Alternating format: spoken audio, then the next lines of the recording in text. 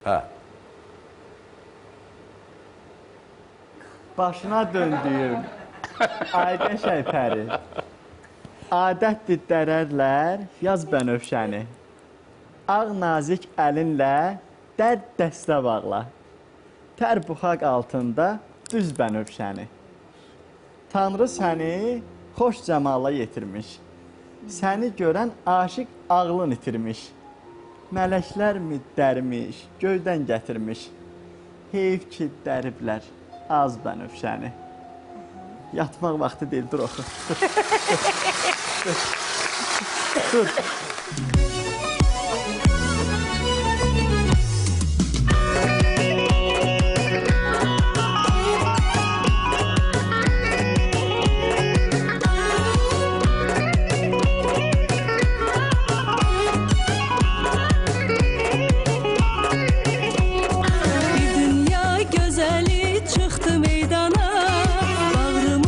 Başında buz oynattılar. Bir dünya gözeli çıktı meydana. Bağrımın başında buz oynattılar. Eridim, töküldüm, estim, titredim.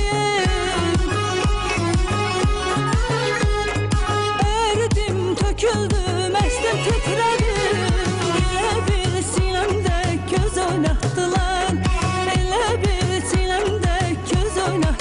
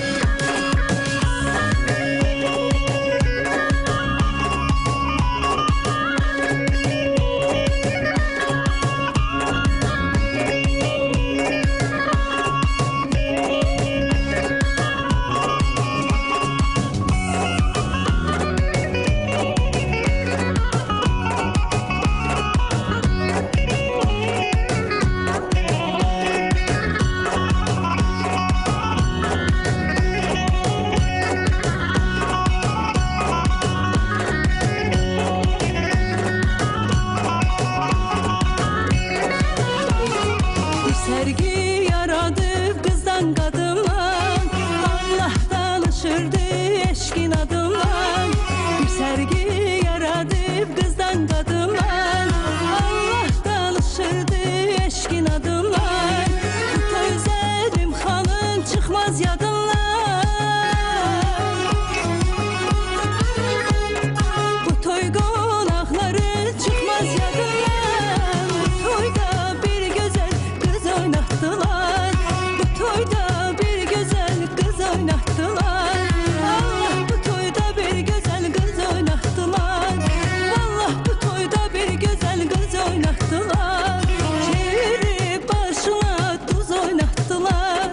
Çevirip başına tuz oynattılar. Allah bu toyda bir güzel kız oynattılar. Allah bu toyda bir güzel kız oynattılar. Leyla Camal. Ay maşallah, ay maşallah. Ben buna görə deyirdim.